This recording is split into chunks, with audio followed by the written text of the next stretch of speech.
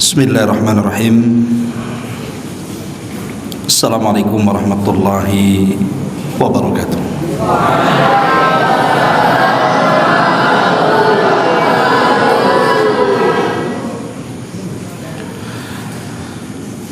Alhamdulillah, wassalatu wassalamu ala rasulillah wa ala alihi wa sahbihi wa mawalah wa la hawla wa la quwwata illa billahi wa ba'd. Qala Allah azza wa jalla, ya ayyuhalladzina amanu taqullaha haqqa tuqatih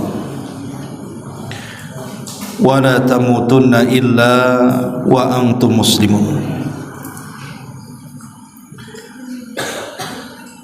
Ya ayyuhan nasu taqu rabbakumul ladzi khalaqakum min nafsin wahidah wa khalaqa minha zawjaha wa batha minhuma rijalan katsiran wa nisaa wattaqullaha alladzi tasaaluna bihi wal arham innallaha kana 'alaikum raqiba. Amma ba'du, ma'asyiral muslimin wal muslimat, santri ikhwan dan akhwat yang dimuliakan Allah Subhanahu wa taala. Alhamdulillah, di malam hari ini kembali bisa duduk berkumpul untuk berthalabul ilmi di pesantren Jabal Uhud Al-Islami.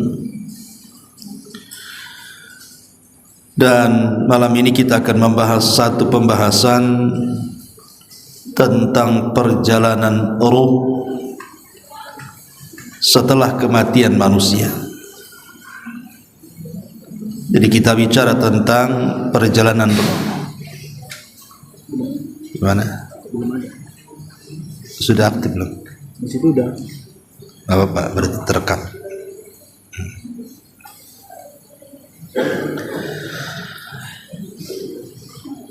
Jadi pembahasan di malam hari ini kita akan membahas tentang perjalanan ruh setelah kematian. Santri ikhwan dan akhwat yang dimuliakan Allah Subhanahu wa taala, kita tahu bahwa kiamat itu terbagi menjadi dua. Ada yang disebut dengan kiamat kecil dan ada yang disebut dengan kiamat besar. Adapun kiamat kecil itulah yang disebut dengan kematian. Nabi sallallahu alaihi wasallam bersabda, "Idza mata ahadukum faqad qamat qiyamatuh." Kalau salah seorang di antara kalian meninggal dunia, berarti kiamat telah tegak kepadanya. Itulah kiamat kecil. Tapi di sana ada kiamat besar. Itulah yang disebut dengan kehancuran alam semesta. Tapi di antara dua kiamat ini, pertama kiamat kecil yang merupakan kematian, dan yang kedua kiamat besar yang merupakan kehancuran alam semesta, yang jelas-jelas pastinya adalah kiamat kecil. Itu jelas pasti. Karena kiamat besar ini Nabi SAW tidak menyebutkan kapan terjadinya, karena harus diawali dengan tanda-tandanya. Dan tanda-tanda menuju kiamat besar itu banyak sekali. Dari tanda-tanda kiamat kecil sampai tanda-tanda kiamat besar. Tapi kalau kiamat kecil merupakan kematian, ini sudah bisa diprediksi. Maksud diprediksi di sini bukan berarti kita tahu kapan kematian kita. Yang dimaksud diprediksi bahwa kita ini dekat dengan kematian karena umur umat Rasul itu tidak panjang. Nabi SAW mengatakan berkisar 60 sampai 70 tahun saja. Kalaupun lewat dari 70 tahun itu sedikit. Artinya di usia 60 sampai 70 tahun itu rata-rata manusia sudah meninggal. Kalaupun masih hidup di atas 70, sekali lagi itu tidak banyak jumlahnya. Dari sini kematian itu sebuah kepastian. Dan kematian itu bukan sesuatu yang bisa diangan-angankan. Kenapa? Karena kematian itu sebuah kepastian. Pasti datang. Lain dengan cita-cita. Kalau cita-cita itu bisa terjadi, bisa tidak. Adik-adik ingin bercita-cita menjadi ustadz kalau sudah besar. Ya, bisa jadi ustadz, bisa juga tidak. Ingin menjadi pilot pesawat. Bisa jadi, bisa tidak. Ingin jadi dokter, bisa jadi, bisa tidak. Tapi kalau kematian itu tidak mungkin ada istilah bisa mati, bisa tidak. Pasti mati. Karena kematian itu sebuah kepastian. Nah, di malam hari ini kita akan membahas satu hadis yang panjang yang menceritakan tentang perjalanan kematian. Dan kita akan bahas kalimat per kalimat hadis ini karena hadis ini menjelaskan tentang tema yang kita akan bahas, perjalanan ruh setelah keluar dari jasad. Ma'asyiral muslimin wal muslimat, santri ikhwan dan akhwat yang dimuliakan Allah Subhanahu wa taala. Dulu Ustadz punya kawan. Kawan ini Masya Allah, dia rajin olahraga.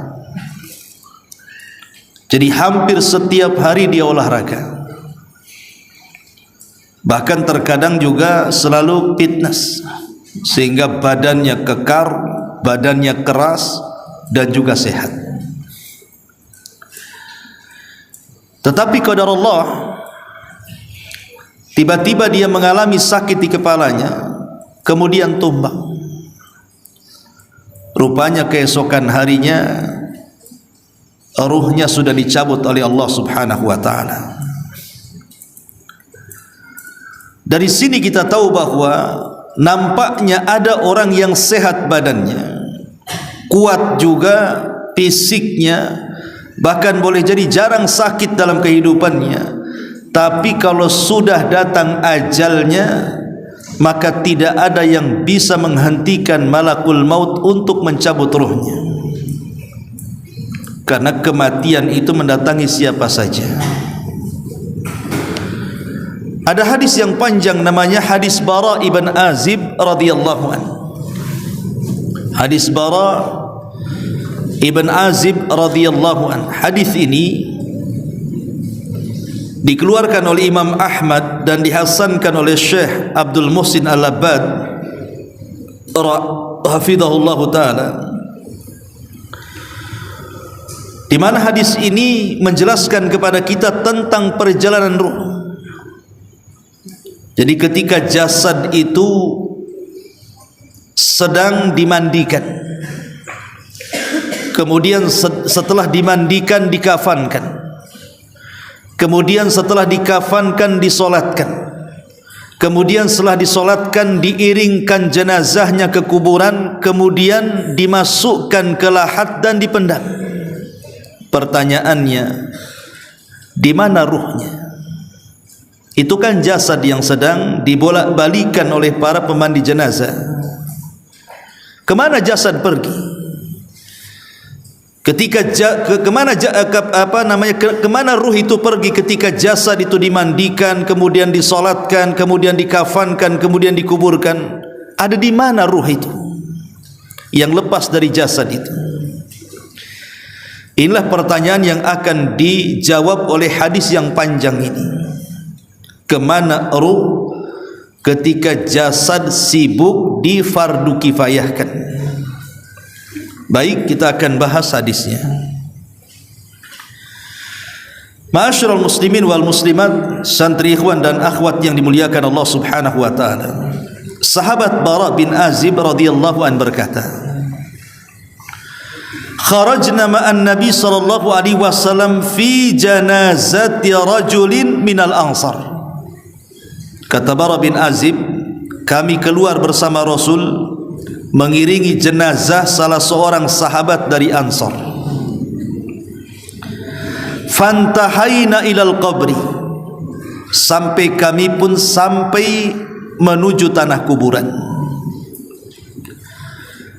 Walamma yulhadu, ketika liang lahat sedang digali, fajalasa Rasulullah sallallahu alaihi wasallam wa jalasna haulahu, maka Nabi SAW pun kemudian duduk dan kami pun duduk mengitari Nabi. Ka'anna alayya ru'usina at-tayra, seolah-olah di kepala kami itu ada burung gagak hitam yang bertengger. Artinya kami betul-betul menghayati apa yang akan dibicarakan Rasul. Wa fi yadihi 'udun yankuthu fil ardi, dan di tangan Nabi sallallahu alaihi wasallam beliau membawa ud. Ud itu artinya semacam kayu yang dipukul-pukulkan ke bumi. Farafa'a ra'sahu, tiba-tiba Rasul mengangkat kepalanya. Faqala, maka dia mengatakan, ista'idzu billahi min adzabil qabri, berlindunglah kalian kepada Allah dari azab kubur. Rasul mengulang-ulang kalimat ini 2-3 kali. Thumma qala, kemudian Rasul bersabda, innal abdal mu'min idza kana fi inqita'in minad dunya wa iqbalin minal akhirah, apabila seorang mukmin ketika dia mulai meninggalkan dunia dan mengarah ke akhirat, nazala ilaihi malaikatun minas sama, maka akan turun dari langit malaikat-malaikat yang mendekat kepadanya. Bidul wujuh, malaikat ini memiliki wajah yang sangat-sangat putih. Ka'anna wujuhahumus syams, seolah-olah di wajah mereka ada matahari. Ma'ahum kafanun min akfanil jannah, malaikat-malaikat ini membawa kafan dari kafan-kafan sorga. Wa hanutun min hanutil jannah, dan wewangian dari wewangian sorga. Hatta yajlisu minhu maddal basar, sampai malaikat-malaikat yang duduk di sampingnya ini banyaknya sejauh mata memandang. Thumma yaji'u malakul maut, ketika itu datanglah malaikat maut alaihi salam. Hatta yajlisa inda ra'si, kemudian malaikat maut ini duduk di samping kepala orang yang hendak meninggal ini. Fayaqul, dan dia mengatakan, ayyatuhan nafsut tayyibatu ukhruji ila maghfiratin minallahi wa ridwan, wahai jiwa yang baik, keluarlah menuju ampunan Allah dan keridhaannya. Ma'asyiral muslimin wal muslimat, santri ikhwan dan akhwat Jabal Uhud yang dimuliakan Allah Subhanahu wa taala. Lihat di sini. Jadi kalau orang itu sudah ditakdirkan meninggal dunia, ditakdirkan wafatnya, ingat kematian itu satu, sebabnya yang banyak. Yang namanya mati itu dicabut ruh dari badan itu disebut mati. Tapi sebab kematian itu yang banyak. Ada yang mati sebabnya kepeleset, mati. Ada yang mati sebabnya minum racun bunuh diri, mati. Ada yang mati karena ditusuk, ada yang mati karena dibunuh, ada yang mati karena tenggelam, ada yang mati karena ditabrak, ada yang mati karena jatuh dari ketinggian, ada yang mati karena berkelahi, dan begitu seterusnya. Sebab kematian itu banyak, tapi kematian itu cuma satu, dicabutnya ruh dari jasad kita. Lah apabila seseorang itu sudah ditakdirkan kematiannya, maka Allah Subhanahu wa taala akan mengirim para malaikat untuk menjemput ruhnya. Dan di sana Allah Subhanahu wa taala utus malaikat-malaikat yang disebut dalam Al-Qur'an itu rusulul mauti, utusan-utusan kematian. Tawaffathum rusuluna, artinya malaikatnya bukan satu tapi banyak, tapi yang mencabut roh itu cuma satu, malakul maut. Jadi malaikat-malaikat yang mengiringi malakul maut itu diserahi oleh Allah Subhanahu wa taala untuk membawa kain kafan dari sorga, membawa minyak wangi dari sorga. Artinya ini kafan dan minyak wangi, kafan dan minyak wangi yang lain. Karena setiap orang mati juga dikafani dan dikasih minyak wangi. Ini kafannya berbeda. Jadi kafan yang kita siapkan itu hanya untuk jasadnya saja, tapi kafan untuk ruh itu berbeda. Yang menyiapkan kafan dan minyak wangi untuk ruh itu adalah para malaikat. Karena dia seorang mukmin, maka kafan itu diambil dari sorga dan minyak wanginya juga dari sorga. Jadi manusia meninggal itu akan dikafani dua kali. Pertama jasadnya, dan itu oleh kita sebagai yang melakukan fardu kifayah. Yang kedua ruhnya, dan ruh itu yang mengkafani para malaikat. Dari mana kafannya? Dari sorga plus dengan wangi-wangiannya. Lah ketika kemudian ajalnya sudah dekat, maka malaikat-malaikat ini akan duduk di samping kepala orang yang akan meninggal ini, karena ruh itu dicabut dari mulutnya.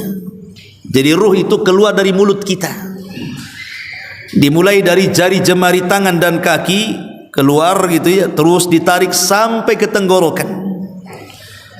Ketika ruh itu di tenggorokan, itulah malaikat maut tugasnya mencabut. Dan ketika nyawa sudah di tenggorokan, tidak bisa lagi diselamatkan. Makanya Allah mengatakan di dalam Al-Qur'anul Karim, hatta idza balagatit taraqi wa qila man raq. Ketika ruh itu sudah sampai di tenggorokan, siapa yang bisa meruqyah dia, mengobati dia, mengembalikan ke dalam jasadnya? Mustahil. Kalau ruh sudah di tenggorokan pasti mati. Karena di waktu ini tobat seseorang ditolak. Innallaha yaqbalu taubata 'abdin malam yughargir. Allah itu akan menerima tobatnya seorang hamba sebelum nyawa di tenggorokan. Kalau sudah di tenggorokan tidak bisa lagi diterima tobatnya. Karena biasanya ruh kalau sudah sampai di tenggorokan itu pasti mati. Tidak akan ada yang hidup lagi. Lah ketika itu, maka malaikat ini yang mencabut nyawa, malakul maut, mengatakan kepada ruh yang baik ini dan mengatakan, ya ayyatuhan nafsut thayyibah, wahai jiwa yang baik, ukhruji ila maghfiratin minallahi wa ridwan, keluarlah kepada keampunan Allah dan keridhaannya. Maka ruh dijelaskan, qala fatakhruju tasilu kama tasilul qatratu fis siqai. Maka ruh itu keluar seperti keluar air yang terakhir yang keluar dari mulut teko. Teko ya, siqa itu teko yang terbuat dari kulit. Jadi ruhnya seorang mukmin itu diibaratkan oleh Nabi SAW seperti tetesan air yang terakhir keluar dari teko. Jadi kalau seandainya ada teko itu penuh dengan air, kemudian kita tuangkan, tentu akan deras. Tapi kalau dalam teko itu tinggal satu tetes, kemudian dituangkan, yang satu tetes itu akan mengalir dengan pelan sekali sampai akhirnya keluar dan menetes di mulut teko itu. Seperti itulah ruhnya seorang mukmin keluar, maka keluar dengan sangat mudah dan sangat pelan, seolah-olah ruh itu dicabut dengan hati-hati. Dan ini nikmat dari Allah Subhanahu wa taala kepada ruhnya seorang mukmin, dicabutnya seperti itu.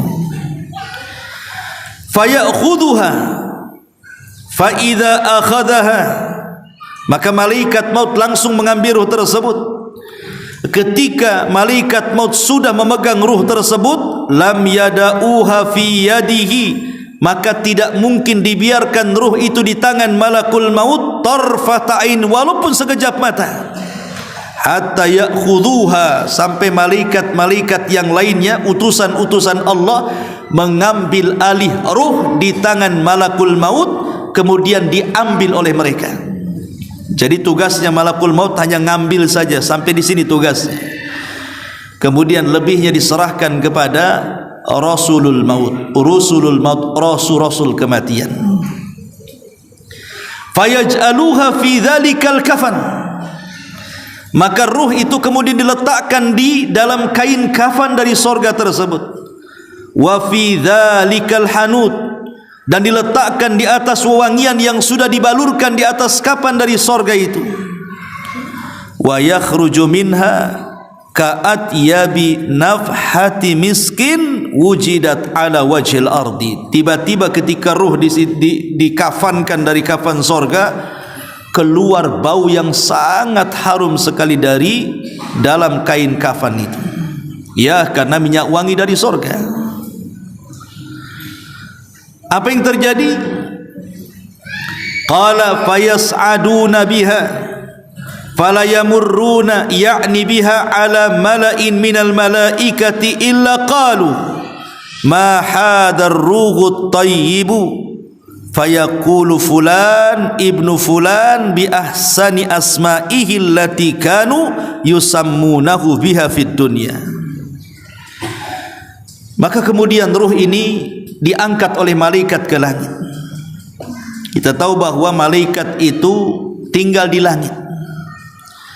Di langit itu tempat para malaikat, sehingga entah berapa jumlah malaikat yang ada di langit itu kita tidak tahu. Wa ma ya'lamu junuda rabbika illa hu, tidak ada yang tahu jumlah malaikat kecuali Allah. Lah malaikat-malaikat yang di langit itu ketika ada ruh yang dikafani dari kafan sorga dan diberi wewangian dari wewangian sorga ini, diterbangkan oleh Rasulul Maut, Rasul kematian ke langit. Maka malaikat-malaikat yang ada di langit itu berpapasan dengan ruh ini. Kemudian mereka bertanya kepada Rasulul Maut itu, ini ruhnya siapa? Kok baunya harum, baunya semerbak, ini ruhnya siapa? Maka Rasulul Maut mengatakan, ini ruhnya fulan ibnu fulan. Maka dia menyebut nama orang ini dengan nama terbaik yang disukai ketika dia hidup di dunia. Apa yang terjadi? Hatta yantahu biha ila sama'id dunya, sampai ruh ini yang diangkat oleh Rasulul Maut sampailah di langit pertama yang disebut dengan langit dunia. Kita tahu bahwa langit itu berbentuk bangunan dan ada pintunya. Tidak sembarang orang naik ke langit itu. Ada pintunya. Kalau tidak diizinkan naik, maka tidak akan dibukakan pintunya. Makanya kalau kita cerita tentang orang-orang barat yang mengatakan mereka sanggup naik ke bulan. Siapa yang tahu siapa yang pernah naik ke bulan? Siapa namanya? Neil Armstrong. Pernah dengar Neil Armstrong naik ke bulan? Ya. Apakah betul Neil Armstrong itu sampai ke bulan? Ini pertanyaan. Dan bulan itu posisinya di mana? Kalau posisi bulan itu di atas langit, artinya melewati langit, berarti Neil Armstrong harus melewati pintu langit. Kalau melewati pintu langit harus izin ke yang menjaga pintu kan.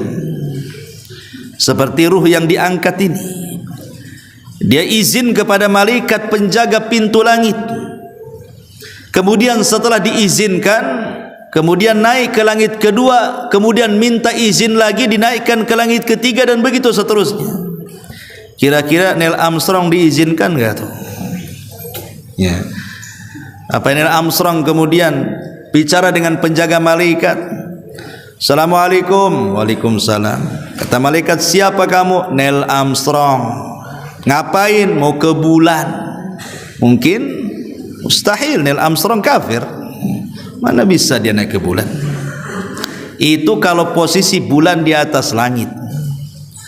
Tapi kalau posisi bulan di bawah langit, ya mungkin, karena tidak ada pintu di bawah langit. Tapi yang jelas bahwa percaya dan tidak kita ini soal kisah itu, apalagi Neil Armstrong itu naik ke bulan itu di zaman di mana teknologi tidak secanggih sekarang, sehingga banyak pertanyaan. Karena yang menaikkan Neil Armstrong ke bulan itu kan 3 pesawat. Pertama pesawatnya lepas, kemudian setelah naik sedikit lepas pesawat yang kedua, kemudian tinggal yang paling moncong ujungnya ke bulan. Pertanyaannya, ada bandara di bulan?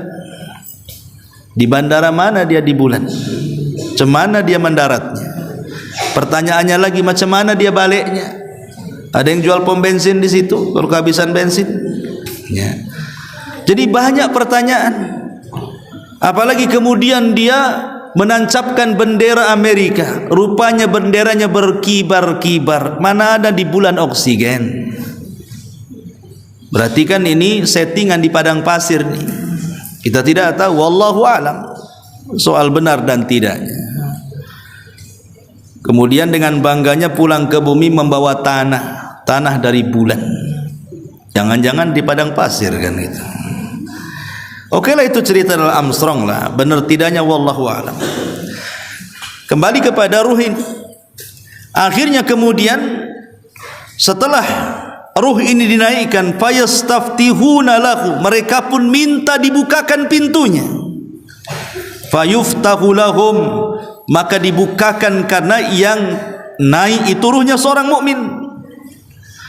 Fayusayyi'uhu min kulli sama'in muqarrabuha ila sama'il lati taliha, maka malaikat-malaikat ikut mengiringi ruh ini sampai ke langit kedua, ketiga, keempat, kelima, sampai ketujuh, hatta yantahi bihi ila sama'is sabi'ah.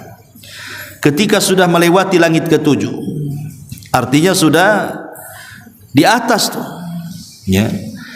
Fayaqulullahu azza wa jalla, maka Allah subhanahu wa ta'ala tiba-tiba berfirman, uktubu kitab abdi fi illiyin, letakkan catatan buku-buku hambaku di tempat yang paling tinggi yang disebut dengan illiyin. Wa u'iduhu ilal ardi fa inni minha khalaqtuhum wa fiha u'iduhum wa minha ukhrijuhum taratan ukhra. Kemudian ruhnya balikkan ke bumi, karena sesungguhnya aku ciptakan ruh, aku ciptakan mereka dari bumi, dan aku kembalikan mereka ke bumi, dan aku akan keluarkan kedua kalinya dari bumi. Itulah hari kebangkitan. Fatu'adu ruhuhu fi jasadihi, tiba-tiba ruhnya dihantar kembali ke bawah, kemudian masuk ke dalam jasadnya. Ketika ruh itu masuk ke dalam jasadnya, ikhwan, maka ruh itu tiba-tiba sudah menyatu lagi dengan jasadnya. Bayangkan, apa tidak kaget dia? Bagaimana mungkin ketika ruh kemudian dimasukkan ke dalam jasadnya orang tidak kaget? Pasti kaget. Kenapa dia berada di ruangan yang hanya 1 kali 1,5 meter, kemudian gelap lagi? Yang boleh jadi ketika sebelum matinya dia berada di rumah sakit, banyak orang di sekitarnya, atau mungkin ada di rumah sedang berbaring, banyak orang yang menunggunya, atau mungkin dia sedang berada di jalan, ramai orang melihatnya. Tiba-tiba ketika ruh keluar dan dikembalikan ke dalam jasadnya, dia berada di ruangan yang sangat sempit, 1 kali 1,5 meter, dan gelap lagi. Kemudian dia sempat mendengar suara sandal-sandal yang mengantarnya. Dia mendengar suara itu, suara sandal, mungkin suara sandal saudaranya, suara sandal anaknya, suara sandal pasangannya, suara sandal orang tuanya.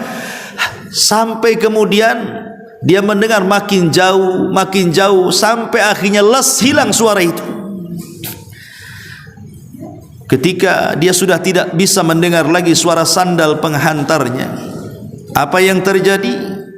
Yang terjadi tiba-tiba datang malaikat yang akan bertanya beberapa soalan kepada dia. Kemudian Rasul sallallahu alaihi wasallam melanjutkan, fayatihi malakan, tiba-tiba datang dua malaikat, fayujlisanihi, kemudian dua malaikat ini betul-betul mendudukkan orang ini, karena sudah bergabung ruh dengan jasad kayak kita ini. Ruh dengan jasad sudah menyatu, tiba-tiba didudukkan, duduk kamu. Dalam riwayat, malaikat ini sangat menakutkan. Aswadan, azraqan. Dua malaikat Munkar dan Nakir ini sangat hitam dan sangat menakutkan. Tiba-tiba membentak di tengah-tengah kegelapan. Subhanallah. Tiba-tiba kemudian keduanya mengatakan, man rabbuk, siapa Rabbmu? Man rabbuk, siapa Rabbmu? Subhanallah. Ya. Tapi Allah Subhanahu wa taala berfirman di dalam Al-Qur'anul Karim, yuthabbitullahu alladhina amanu bil qawli tsabit. Karena dia orang yang beriman, maka Allah mantapkan jawabannya. Jadi Allah yang memantapkan jawabannya, bukan dia yang mantap jawabannya, Allah yang memantapkan jawabannya. Kemudian Allah berikan kelancaran dalam menjawab, dan ini nikmat yang luar biasa dari Allah Subhanahu wa taala kepada ruhnya seorang mukmin. Maka tiba-tiba dia mengatakan, Rabbi Allah. Kalau engkau bertanya siapa Rabbku, maka ku jawab Rabbku adalah Allah Subhanahu wa taala. Cukup sampai di sini? Tidak. Dua malaikat yang menakutkan hitam ini bertanya lagi dan mengatakan, setelah bertanya siapa Rabbmu, kemudian dia mengatakan Rabbi Allah, Rabbku Allah. Maka dia mengatakan, ma dinuk, apa agamamu? Maka dia mengatakan, diniyal Islam, agamaku Islam. Kemudian malaikat itu bertanya lagi, ma hadzal rajul alladzi bu'itsa fikum, kenal enggak orang yang telah diutus kepadamu siapa? Atau dengan kata lain, siapa nabimu? Fayaqul, maka dia mengatakan, huwa Rasulullah sallallahu alaihi wasallam, dia adalah utusan Allah Muhammad sallallahu alaihi wasallam. Kemudian ditanya lagi, wa ma'ilmuk, dan apa pengetahuan? Maka dia mengatakan, qara'tu kitab Allah, aku sudah membaca Al-Quran. Fa amantu bihi, aku beriman dengan Quran. Wa saddaqtu bihi, aku membenarkan Al-Quran. Ketika semua pertanyaan-pertanyaan itu dijawab dengan lancar, dia sanggup menjawab karena Allah yang menetapkan jawabannya, dan Allah memberikan kelancaran dalam menjawab. Apa yang terjadi? Tiba-tiba datang suara dari langit. Jadi Allah Subhanahu wa taala mengutus penyeru untuk menyeru. Fayunadi munadin minas sama, datanglah penyeru dari langit. Apa yang diserukan? Ang sadaqa abdi, hambaku telah benar. Allah Subhanahu wa taala mengatakan, hambaku telah benar, dia tidak dusta. Subhanallah. Allah memberikan rekomendasi kepada kita. Dan kalau Allah sudah mentazkiyah, memberikan rekomendasi, kita berada di atas kebenaran, siapa yang bisa mengatakan kita dusta? Al sadaqa abdi, hambaku telah benar. Kemudian apa yang terjadi? Fafrisuhu minal jannah, bentangkan permadani dari sorga. Subhanallah, didatangkan permadani dari sorga. Wa albisuhu minal jannah, datangkan pakaian-pakaian dari sorga. Waftahu lahu baban ilal jannah, bukakan pintu mengarah ke sorga. Kemudian apa yang terjadi? Fayatihi min rauhiha wa tibiha. Ketika pintu sorga dibuka dan diarahkan ke kuburannya, tiba-tiba harumnya sorga pun melesat dan masuk ke kuburannya, sehingga kuburannya menjadi harum wangi. Subhanallah. Kemudian wa yufsahu lahu fi qabrihi maddal basar. Tiba-tiba setelah itu kuburannya meluas dan meluas, sehingga kuburannya meluas sejauh mata memandang, sehingga tidak sempit lagi. Yang tadinya hanya 1 meter kali 1,5 meter, sekarang Allah luaskan seluas-luasnya sejauh mata memandang. Dalam riwayat Abu Hurairah diluaskan 70 dhira'an fi 70, 70 hasta kali 70 hasta. 70 hasta kali 70 hasta itu artinya 35 meter kali 30 meter diluaskan kuburannya, supaya dia tidak pengap lagi. Ruangannya menjadi besar supaya dia jadi senang, ya. Setelah kemudian Allah Subhanahu wa taala menghantar banyak nikmat dari surga ke kuburannya, tiba-tiba wa ya'tihi rajulun hasanul wajhi hasanul thiyab tibur rihi. Tiba-tiba ada seseorang muncul, di mana orang yang muncul ini wajahnya sangat tampan, kemudian pakaiannya sangat indah dan baunya sangat harum. Kemudian mendekati orang itu. Jadi tiba-tiba datang orang menemui orang yang ada di kuburan ini. Tiba-tiba orang yang datang yang sangat tampan, yang sangat indah ini menghabar gembirakan dan mengatakan, abshir billadhi yasurruk, berbahagialah dengan berita kebahagiaan yang akan kau terima. Hadza yaumuka alladhi kunta tu'ad, inilah hari yang telah dijanjikan Allah kepadamu. Fayaqulu lahu, maka dikatakan kepadanya, man anta, siapa kamu? Kenapa kamu ini baik sekali? Kenapa baik sekali kamu menemani aku di tengah-tengah kesendirianku dalam kuburan ini? Kenapa? Dan siapa kamu? Tiba-tiba dia mengatakan, kamu tidak perlu tahu siapa saya. Nim naumatal arus, sebaiknya kau tidur seperti layaknya tidur pengantin. Akhirnya dia pun tertidur dan dia tidak merasakan mururul waqti, berjalannya waktu tidak dirasakan lagi. Makanya orang tidur tidak sadar kan, kita tidur siang tahu-tahu sore bangun, enggak terasa dari pagi sampai sore itu karena kita tidur. Jadi orang-orang yang beriman dalam kubur itu mereka tidak akan merasakan bimururil waktu, dengan berjalannya waktu. Padahal kita tahu bahwa kiamat itu lama dibangkitkan kan. Coba dari zaman Adam yang meninggal sampai hari ini, kiamat tidak dibangkit-bangkitkan, berapa ribu tahun mereka dalam kuburan itu. Atau seandainya hari ini ada orang meninggal, tentunya dari sekarang ke kiamat dibangkitkan, kita tidak tahu mau berapa ratus tahun lagi kiamat ini, mau berapa ribu tahun lagi kiamat. Siapa yang tahu? Hanya Allah yang tahu. Berarti orang yang di kuburan itu akan lama tinggalnya. Tapi orang-orang yang beriman, mereka la yash'uruna bimururil waqti, mereka tidak merasakan dengan perjalanan waktu. Mereka ditidurkan seperti tidurnya pengantin.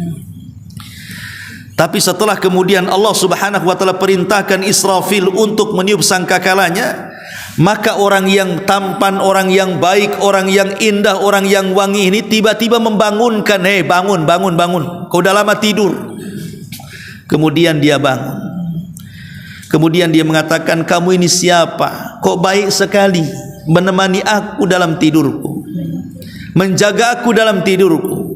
Tiba-tiba orang ini mengatakan, "Ana amaluka saleh, sayalah amal salehmu, sayalah solatmu, sayalah puasamu, sayalah birrul walidainmu, sayalah zikirmu, sayalah sedekahmu, sayalah berbuat kebaikanmu, saya amal salehmu." Jadi Allah jelmakan amal saleh seperti manusia, kemudian menjadi teman kita dalam kubur kita. Subhanallah. Maka perbanyak amal saleh. Ma'asyiral muslimin yang dimuliakan Allah Subhanahu wa taala, santri, ikhwan dan akhwat Pondok Pesantren Jabal Uhud yang dimuliakan Allah Azza wa Jal.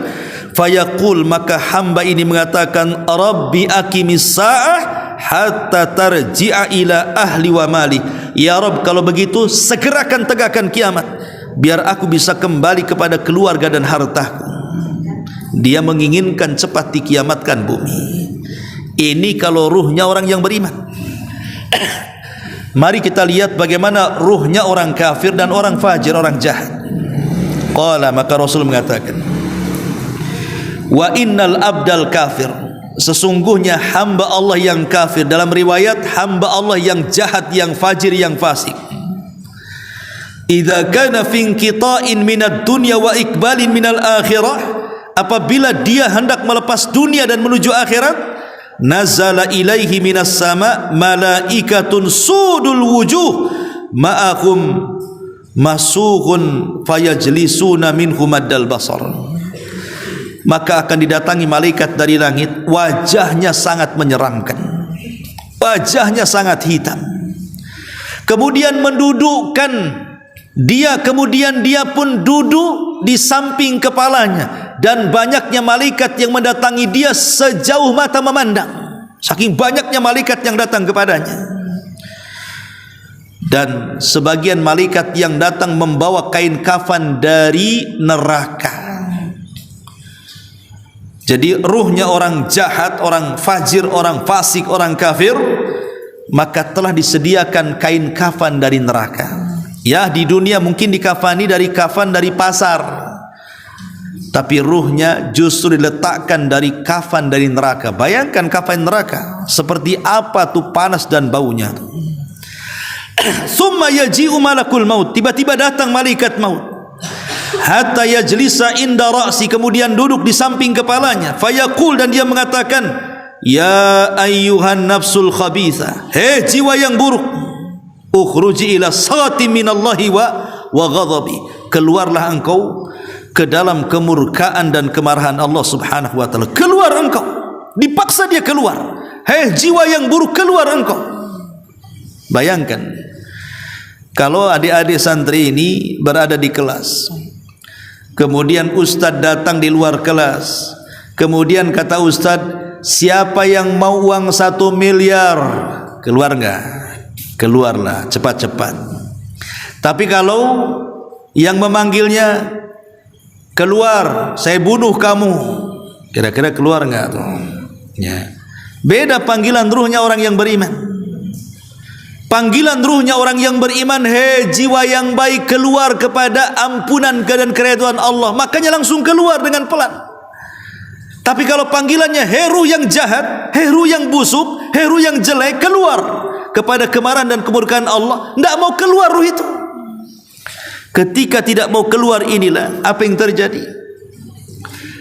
Qala fatufarraqu fi jasadihi fayantazi'uha kama yantazi'us safud minas sufil mablul, maka kemudian malaikat memaksa mencabut ruhnya sehingga meretakkan tulang dan persendiannya seolah-olah cerulit yang dimasukkan ke dalam kain wol, kemudian disiram dengan air, lengketlah bulu-bulunya, kemudian dicabut dengan paksa sehingga merontokkan seluruh bulu-bulu kain wol itu. Seperti itulah ruhnya orang fajir, orang fasik, meretakkan persendian tulang-tulangnya karena merasa sakit yang luar biasa. Tidak ada yang tahu rasa sakitnya kecuali Allah subhanahu wa ta'ala. Fayakhudhuha, maka diambillah oleh malakul maut dengan cara paksa. Fa idza akhadaha lam yada'uha fi yadihi tarfata ainin, maka ketika diambil malakul maut, maka hanya sekejap saja sudah direbut oleh malaikat-malaikat yang lainnya. Kemudian hatta yaj'aluha fi tilkal masuh wa yakhruju minha ka'antani rihin jifatin wujidat ala wajhil ardi, maka segera dibungkus dengan kain kafan dari neraka, tiba-tiba mengeluarkan bau busuk seperti bangkai yang paling busuk yang tidak pernah ada di permukaan bumi, saking busuknya, kata Rasul. Kemudian fayus'idunaha biha atau fayas'aduna biha fala yamurruna biha ala mala'in minal malaikati illa qalu ma hada ruhul khabith fayaquluna fulan ibn fulan bi akbahi asma'ihi allati kana yusamma biha fid dunya. Maka ketika ruh itu sudah dibungkus dengan kain kafan yang sangat-sangat busuk dari neraka itu, maka malaikat mencoba menaikkan ruh itu ke langit. Setiap malaikat di langit lewat dengan ruh itu karena sangat bau busuk sekali. Dan ingat bahwa malaikat tidak suka dengan bau busuk. Malaikat itu yata'adza bima yata'adza bihi banu Adam, tersakiti seperti tersakitinya Bani Adam dengan bau-bau yang tidak sedap. Makanya malaikat mengatakan, ruhnya siapa? Busuk sekali ini. Maka malaikat yang membawanya mengatakan, ruhnya fulan ibn fulan, disebut dengan paling buruknya nama yang pernah ada di permukaan bumi. Akhirnya malaikat melaknat dan mencaci semua malaikat di langit, melaknatnya. Kemudian malaikat yang membawa ruh ini hatta yantahiya bihi ila as-sama'id dunya. Maka ketika sudah sampai di langit pertama, langit dunia, fayastaftihu lahu, malaikat yang membawa ruh itu minta izin, tolong bukakan pintu. Tetapi apa yang terjadi? Fala yuftah lahu, sama sekali tidak dibukakan pintunya, tidak boleh naik ke langit. Di sini kemudian Nabi SAW membacakan ayat Al-Quran.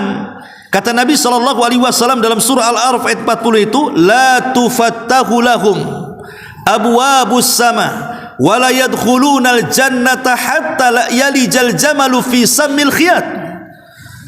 Tidak akan dibukakan untuk mereka pintu-pintu langit, dan mereka tidak akan dimasukkan sorga sampai ada cerita unta masuk ke liang jarum, kata Allah Subhanahu wa ta'ala. Gak mungkin, mustahil ada unta masuk ke liang jarum. Unta besar, lubang jarum itu kecil, macam mana masuknya? Seolah-olah tidak mungkin dia dinaikkan ke langit. Walaupun celah-celah langit tidak akan dibuka sedikit pun untuk orang jahat, fajir, fasik, kafir ini. Kemudian apa yang terjadi? Maka Allah berfirman, letakkan catatannya fi sijin fi ardi sufla, di bumi yang paling rendah lagi. Letakkan di situ. Jadi bumi itu tujuh lapis ke bawah.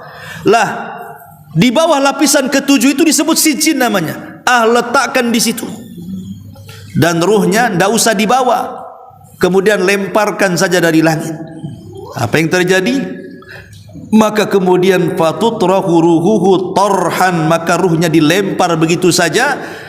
Kemudian Nabi membacakan ayat waman yusyrik billahi faka'annama kharra minas sama fatakhtafuhu at-tayru aw tahwi bihi ruh fi makanin sahih.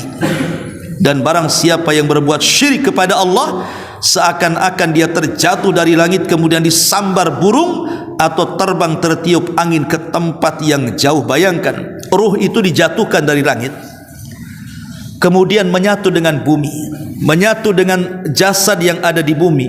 Ketika dia sadar, seolah-olah retak semua tulang-tulangnya. Jadi seolah-olah dia jatuh dari ketinggian. Gimana rasanya lah?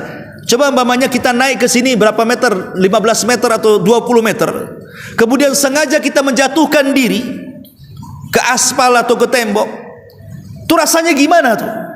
Lah itulah yang dirasakan ruh ketika dilemparkan oleh malaikat dari langit, kemudian menyatu dengan jasadnya di bumi.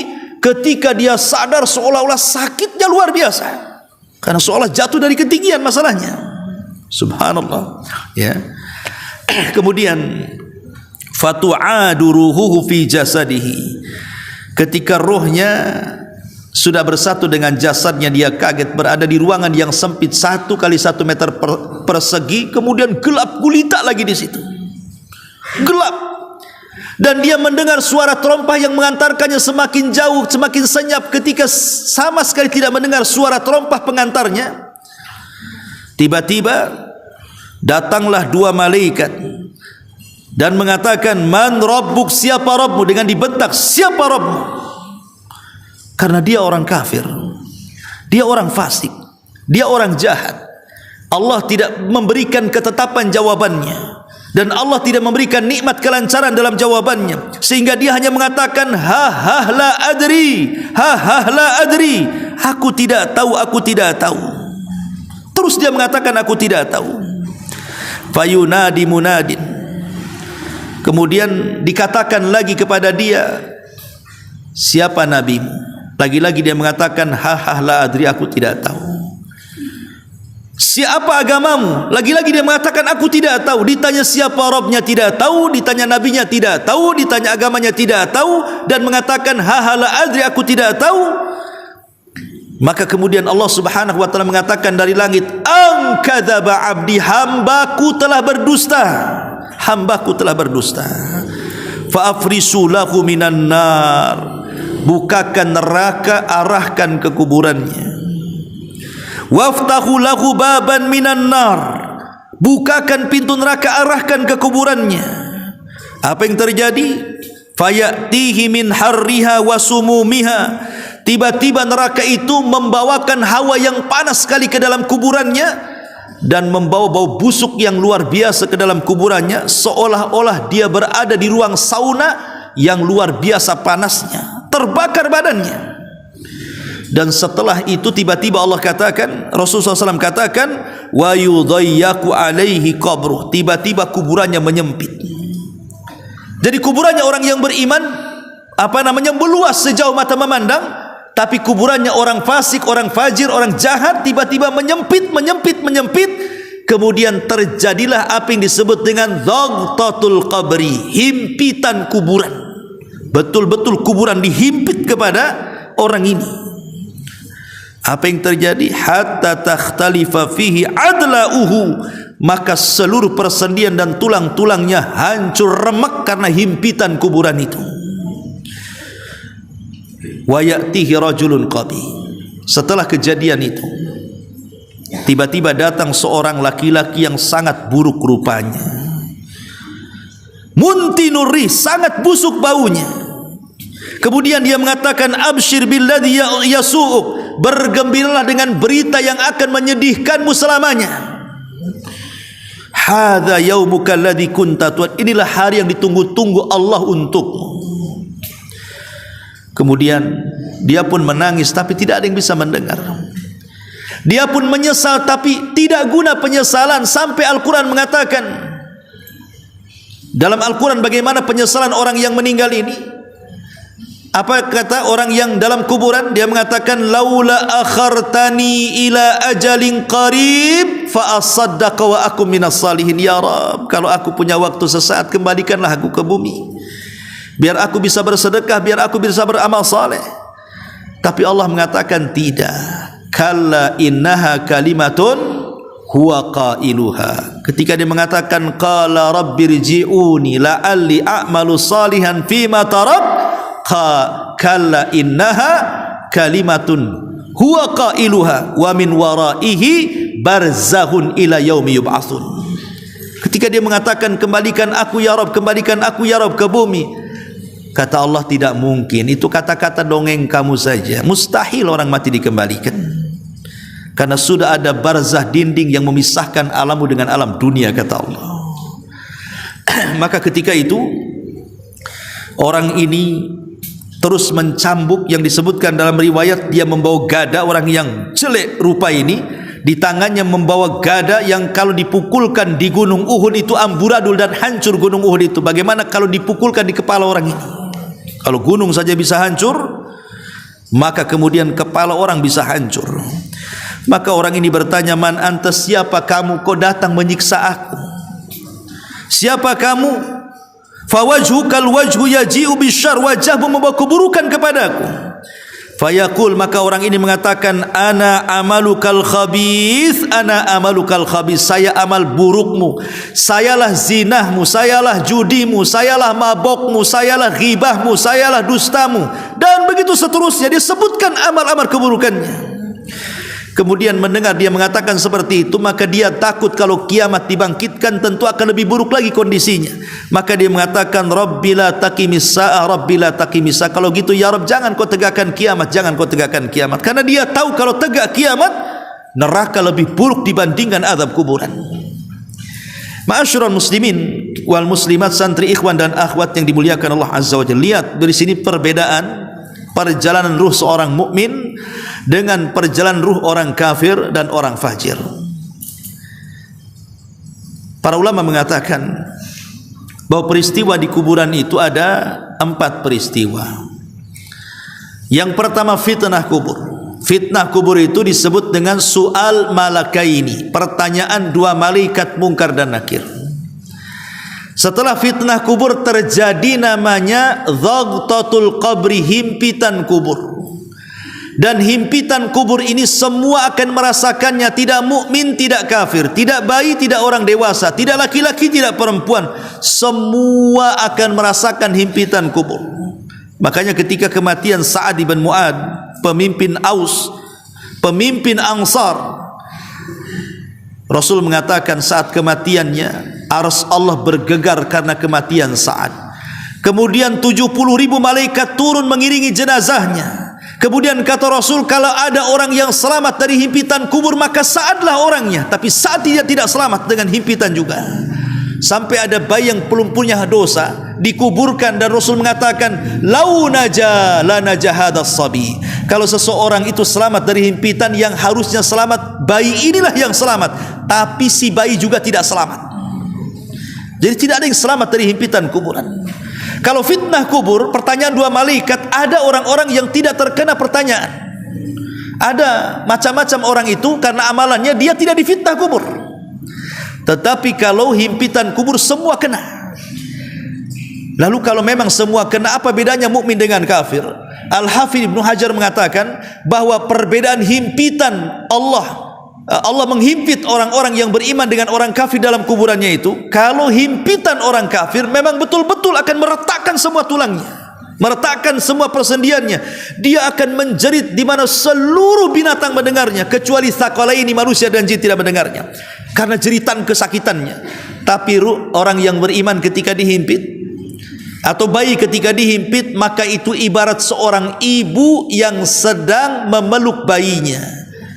Karena kita berasal dari tanah dan akan kembali ke tanah dan akan dikeluarkan dari tanah. Jadi seolah-olah tanah itu ibu kita. Jadi orang yang beriman seolah-olah kembali kepada ibunya. Ketika dihimpit, maka seolah-olah seorang ibu yang menghimpit bayinya. Kan tidak mungkin seorang ibu menghimpit bayinya kemudian bayi kesakitan, kan pasti dia akan hati-hati.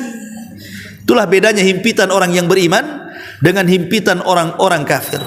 Baru setelah itu ada dua peristiwa. Pertama azab kubur, yang kedua nikmat kubur. Ya, bisa masuk kepada azab kubur, bisa masuk ke nikmat kubur. Kalau azab kubur tentu maksudnya lubang yang menuju arah neraka, tapi kalau nikmat kubur adalah raudun min riyadil jannah, taman dari taman-taman menuju surga. Ya. Ma'asyiral muslimin wal muslimat, santri ikhwan dan akhwat yang dimuliakan Allah Subhanahu wa taala, inilah di antara kisah tentang perjalanan ruh seorang mukmin. Taib, kita akan bagi hadiah karena Ustaz tidak bawa makanan. Ini ada hadiah. Hadiahnya apa ini? Oke, ada amplop THR. Hadiahnya THR buat kamu. Ini ada tulisannya THR buat kamu. 1, 2, 3, 4, 5, 6, 7, 8, 9, 10. 5 ikhwan, 5 akhwat.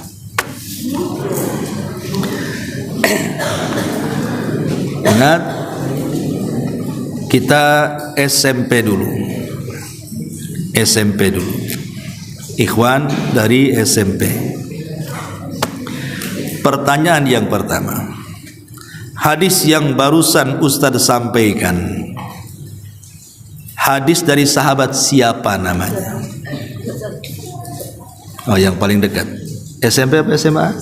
Oke, siapa? Bara ibn Azib radhiyallahu anhu. Ahsan, masyaallah. Dapat satu. Baik, baik. Ya. Pertanyaan kedua SMA.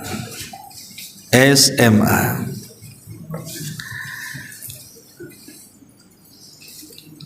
Hadis yang tadi Ustaz sampaikan dari hadis Bara ibn Azib radhiyallahu anhu.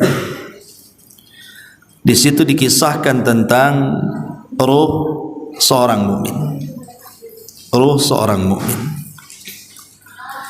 Ruh seorang mukmin ketika dicabut oleh malaikat, seperti apa dicabutnya? Ujung langsung.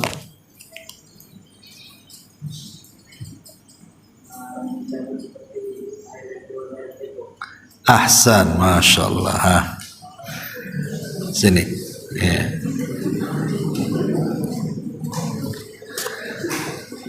Balik ke SMP lagi.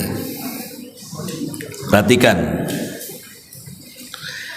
Tadi dalam hadis Bara bin Azib radhiyallahu anhu tentang kematian seorang mukmin. Tentang kematian seorang mukmin, maka malaikat maut akan memanggil dengan panggilan yang paling baik. Apa panggilannya? Seperti apa panggilannya? Ketika mencabut ruhnya seorang mukmin itu, apa yang dikatakan malakul maut kepada ruhnya seorang mukmin itu? SMP.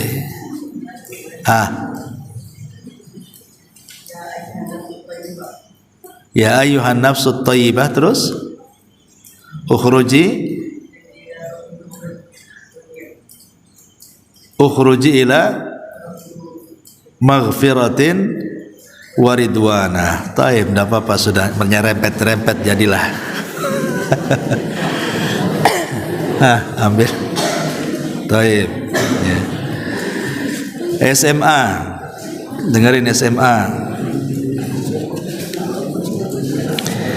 Tadi Ustaz katakan ruh orang mukmin, sekarang ruhnya orang kafir. Seperti apa dicabutnya? Gambarannya seperti apa dicabutnya? Ruhnya orang kafir atau orang fajir atau orang fasik itu seperti apa?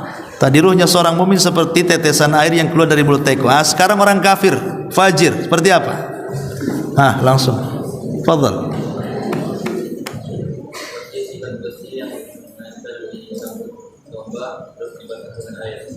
Sudah dicabut. Ahsan, masya Allah. Seperti safud. Safud itu, fadhal. Safud itu besi yang bengkok atau kita katakan cerulit, ya, yang ditembuskan ke kambing wol, kemudian dibanjur dengan air dan melengket, kemudian dicabut dengan paksa sehingga merontokkan bulu-bulunya. Taib SMA, SMP lagi. Ini ada SMP lagi. Jangan dulu ikhwan, balik lagi ke akhwat dulu. Sekarang akhwat, dengarkan SMP akhwat. Ya. Hadis Bara bin Azib ini riwayat siapa? Siapa yang meriwayatkan? Satu aja, Imam Ahmad. Ahsanti. Taib. SMA dengarkan, yang SMA ya.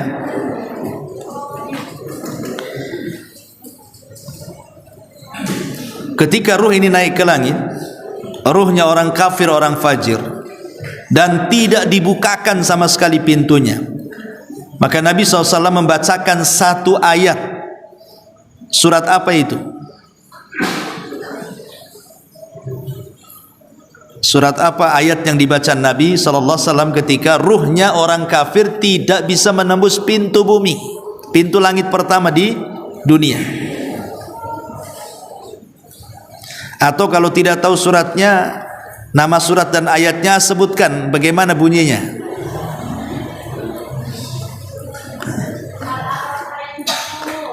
Ahsanti, masya Allah. Taib.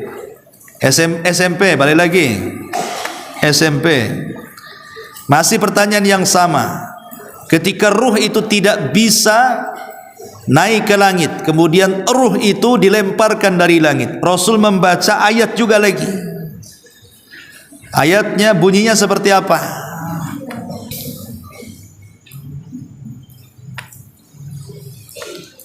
Halo?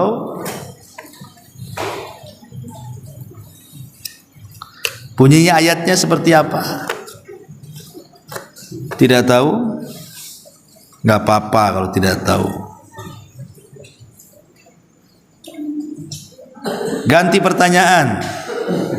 Di mana catatan orang yang beriman diletakkan? Akhwat SMP.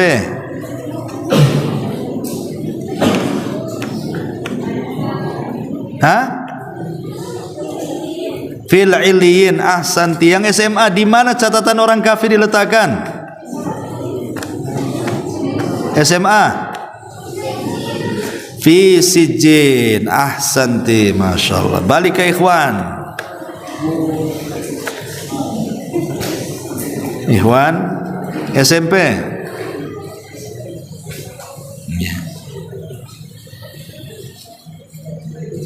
Peristiwa kubur itu ada 4. SMP, sebutkan 4 peristiwa dalam kubur. SMP. Antum. Jangan baca, berdiri. 1, fitnah kubur. 2, himpitan kubur. 3, azab kubur. 4, nikmat kubur. Ahsan, masyaallah. Ahsan. SMA, apa perbedaan himpitan kepada orang beriman dan kepada orang kafir? Sama-sama dihimpit. Ujung. Cepat. Ya Allah, ngomong. Udah dari situ saja. Serak. Enggak apa-apa, serak. Diserakkan di suaranya.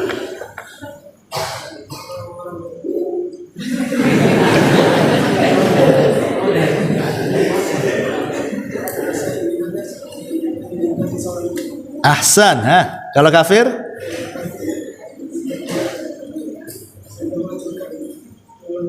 Ahsan, masyaallah. Fadhal. Iya. Gak apa-apa, ini namanya serak-serak basah. Tapi benar, jangan serak-serak kotor, tak benar pula. Ya. Taib, sampai di sini kajian kita. Mudah-mudahan ada manfaatnya. Subhanallah bihamdika, asyhadu an la ilaha illa anta astaghfiruka wa atubu ilaik. Allahu ta'ala. Assalamualaikum warahmatullahi wabarakatuh.